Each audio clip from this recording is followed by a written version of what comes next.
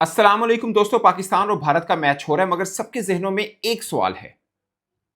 क्या पाकिस्तान और भारतीय क्रिकेटर्स हैंडशेक करेंगे? क्योंकि बहुत सी मीडिया पे ये रिपोर्ट हो रहा है कि शायद हिडनली कर लिया गया है कि विद प्योर स्पिरिट के साथ क्रिकेट मैच होना चाहिए अगर पाकिस्तान इंडिया का है। अगरचे आईसीसी, पीसीबी, बीसीबी किसी की भी ऑफिशियल प्रेस रिलीज़ के अंदर हैंडशेक का कोई ज़िक्र नहीं है कि हैंडशेक करना चाहिए, होगा, सबने मान लिया ये वो। ये शुरू किया था बीसीसीआई की तरफ से। खुद सूर्य कुमार यादव ने पहला मैच जो एशिया कप में पाकिस्तान से जीता था, उसकी प्रेस कॉन्फ्रेंस में बोला था कि हम सब ने मिलके ये फैसला किया और ब्ला, ब्ला, ब्ला, कि हैंडशेक नहीं करना और सब मैटर्स है। उसमें गवर्नमेंट इंडिया भी इन्वॉल्व थी, उसमें बीसीसीआई भी इन्वॉल्व थी और खुद कप्तान सूर्य कुमार यादव ने इस पर बात की थी। सो बहुत से लोगों ने इस पर बात की, पाकिस्तानी क्रिकेटर्स नहीं, बहुत से लोगों ने फॉर्मर क्रिकेटर्स ने भी बात की, दूसरे कंट्री के क्रिकेटर्स ने इस पर बात की। इवन कि ऑस्ट्रेलिया, जब इंडिया की टीम ऑस्ट्रेलिया जा रही थी, वहाँ के क्रिकेटर्स ने इसके ऊपर थोड़ा-सा मिमिक किया था। सो अब बहुत आवाज़ उठ रही है कि क्या हैंडशेक होगा? नंबर 1। नंबर 2, इंडिया के असिस्टेंट कोच जो हैं, रेयान टेन, वो ये कह रहे हैं कि इंडियन क्रिकेटर्स, यानी हम सब क्रिकेटर, जो हमारी टीम के क्रिकेटर, यानी इंडिया के जो क्रिकेटर्स हैं, उनको पता था कि बायकॉट की कॉल है या ये मामला बन रहा है, वो मामला बन रहा है, मगर वो श्योर थे कि पाकिस्तान इंडिया मैच 15 फरवरी को होगा। ये इंडिया का कोच कह रहा है कि तमाम भारतीय क्रिकेटर्स को श्योर था कि मैच होगा ही होगा। ये जो सब चल रहा है ना कि कैसे होगा, क्या होगा, फलां मिल रहा है, फलां ये हो रहा है, उधर से आवाज़ आई, इधर से भी आवाज़ आ रही, कहीं मैच हो रहा है, यानी एक अनसर्टेनिटी थी, मगर इंडियन क्रिकेटर्स को श्योर था कि मैच होगा। आपको याद होगा सूर्य कुमार यादव ने जो प्रेस कॉन्फ्रेंस, एक तो वो तमाम कैप्टन्स की प्रेस कॉन्फ्रेंस हुई थी, उसके अंदर जो आईसीसी का पहला इवेंट था, तमाम जिसमें सलमान अली यादव वगैरह ने प्रेस कॉन्फ्रेंस की थी, मगर वो श्रीलंका में थे, सूर्य कुमार यादव इंडिया में थे। तो प्रेस कॉन्फ्रेंस हुई थी, उन्होंने बोला था, भाई साहब हमारी टिकटें तो बुक हैं, हम तो पहुँचेंगे कोलंबो। तो हमें तो बीसीसीआई ने कहा है कि हमने कोलंबो पहुँचना है। और आपको राजीव शुक्ला, उनकी एक स्टेटमेंट भी याद होगी, जब उनसे पूछा गया था, उन्होंने कहा था कि आईसीसी ने हमें कोई मना नहीं किया कि हमने नहीं जाना कोलंबो, तो जब तक आईसीसी मना नहीं करेगा, हमारी टिकटें बुक है, हमारे खिलाड़ी तो पहुँचेंगे, पहुँचेंगे। और अब इंडिया के कोच कह रहे हैं कि तमाम क्रिकेटर्स को श्योर था कि ये मैच होगा।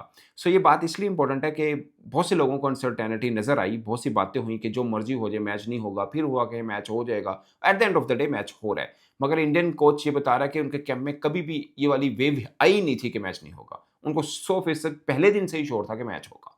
सो ये बड़ी इंटरेस्टिंग बात है कि इंडियन क्रिकेटर्स इतने श्योर थे कि मैच तो हो ही जाएगा, कोई मसला ऐसा सच है नहीं है। बट अब सवाल दोस्तों वही पहले वाली बात का आता है। अच्छा, इस वीडियो में मैं आपको उस्मान तारिक की एक छोटी-सी स्टोरी शेयर करूँगा। ये तो आप सब जानते हैं कि वो मेहनत मज़दूरी करते रहे। आप में से शायद कुछ लोग जानते हो कि इस्लामाबाद में भी करते रहे, प्याज काटते रहे, दुबई में भी 2-3 साल काम करते रहे। इसके अलावा अफ़गानिस्तान भी गए थे 3 हफ़्ते, अब जॉब वगैरह ढूँढने नहीं मिली थी, फिर दोबारा वापस पाकिस्तान आ गए थे। मगर बहुत कम लोग ये जानते हैं कि एमएस धोनी की film, MS Dhoni the untold story ने उस्मान तारिक को आज वहाँ पे खड़ा किया है। अगर उस्मान तारिक जहाँ पे हैं, उसकी ज़िम्मेदारी अगर आती है, तो to some extent MS Dhoni की उस स्टोरी के ऊपर भी आती है। वो क्या है, छोटा-सा ब्रीफली मैं आपको इस वीडियो में बताऊँगा, मगर शुरू करते हैं हम हैंडशेक के मैटर से। मुझे लगता है कि वैसे इंडियन मीडिया को मैंने कुछ पढ़ा था, 2 चीज़ें थी जो अभी तक किसी ने उस पे बात नहीं की है।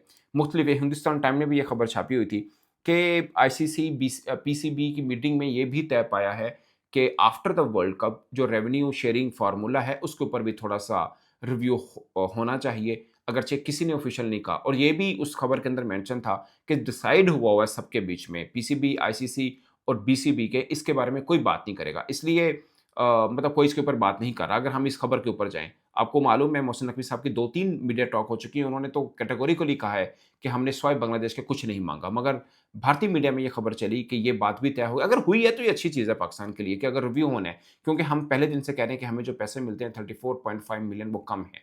सो भारतीय मीडिया की खबर के मुताबिक after the conclusion of the world cup इसके ऊपर रिव्यू हो सकता है। मुझे लगता है कि इस साल की जो डिवीज़न है, शायद उस पे बहुत ज़्यादा फ़र्क ना पड़े, बट नेक्स्ट जो होगा उसके ऊपर शायद इस रिव्यू का फ़र्क पड़े कि पाकिस्तान को थोड़े से ज़्यादा पैसे मिलते हैं, क्योंकि पाकिस्तान का ये मानना है कि जो पैसे मिलते हैं, मेरा भी मानना है, वो बहुत कम है। सो एक बात ये। नंबर 2, कुछ अखबारों ने, भारत ने ये भी लिखा कि ये हैंडशेक का मैटर भी डिस्कस हुआ, मगर इसके ऊपर कोई हतमी राय कहीं पर भी मेंशन नहीं है। ऑफिशियल तो खैर कहीं पे भी नहीं है कि अब हैंडशेक होगा या नहीं होगा, बट मेरा मानना है कि हो सकता है, मतलब मैच के दौरान टॉस के वक़्त अगर सूर्य कुमार यादव और सलमान अली अगर टॉस के बाद हैंडशेक करें, मेरे लिए सरप्राइज़िंग नहीं होगा। मुझे लगेगा, मैं एक्सपेक्ट कर रहा हूँ कि हो सकता है। बट मैं ये नहीं कह रहा कि होगा, हो जाएगा तो मेरे लिए सरप्राइजिंग नहीं है और मुझे बल्कि खुशी भी होगी कि क्रिकेट को प्योर स्पिरिट के साथ खेला जा रहा है। बट इसके ऊपर कोई डेवलपमेंट ऑफिशियल नहीं है, मैं आपको पहले बता दूँ कि हैंडशेक होगा या नहीं होगा, दोनों सूरतों में। बट हो जाए तो आप ताज्जुब ना करिएगा क्योंकि ये एक डेवलपमेंट है जो ये मीटिंग के अंदर कहीं डिस्कस हुई है एज़ पर इंडियन मीडिया।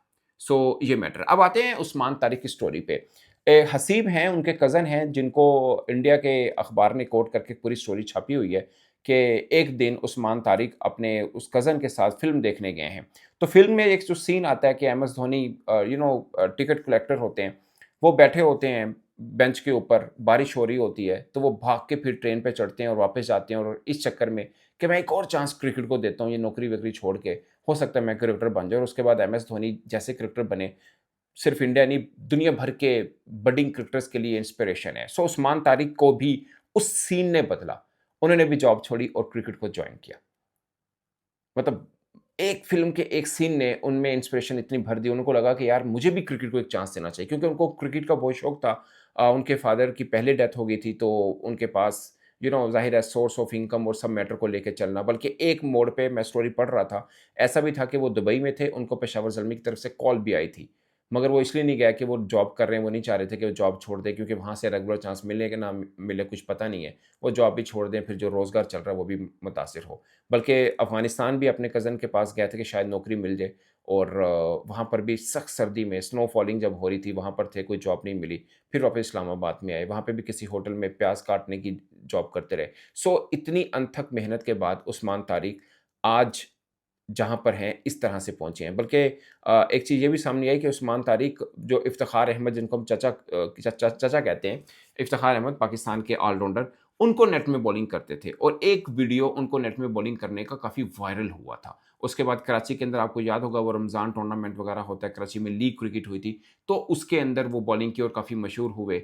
उसके बाद पीएसएल में भी उनका नाम आया, कैरिबियन लीग में भी आया, फिर आईएलटी भी खेले, पाकिस्तान टीम का हिस्सा बन गए।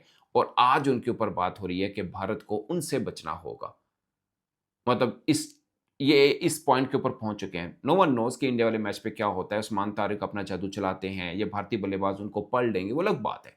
But Usman Tariq within days अगरचे हमें हमारे सामने जो पता चला कि विदिन डेज़ है, पर उनके पीछे इतनी लंबी स्टोरी है कि उनको इतनी मेहनत करनी पड़ी, आज जहाँ पे वो इस मुकाम पर खड़े हैं। अगेन मैं एक बात बोलूँ कि भारत से भी आवाज़ उठती है, पाकिस्तान से भी शायद कभी-कभार कुछ लोगों ने कहा है कि मुझे लगता है इसका एक्शन ये है वो।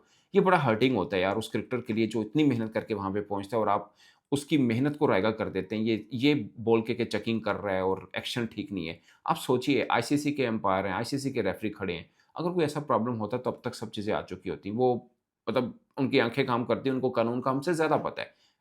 सो मतलब इस पे बात बंद होनी चाहिए। एक बंदा मेहनत करके यहाँ पे पहुँचा, उसको आप मैं यकीन मानिए मैं पाकिस्तानी जर्नलिस्ट होके मैं उनको शट अप कॉल देता था, जो बुमराह के एक्शन के ऊपर आते थे कि यार इसका एक्शन ठीक है या नहीं। मैं कहता था अंपायर खड़े हैं, वो कॉल कर लेंगे, अगर किसी का ठीक है या नहीं। फिर बाद में पाकिस्तानी क्रिकेटर्स ने भी इसके ऊपर बड़ी पॉजिटिव बात की थी कि उसका हाइपर एक्सटेंशन है, हाइपर एक्सटेंशन अलाउ होता है क्रिकेट के अंदर।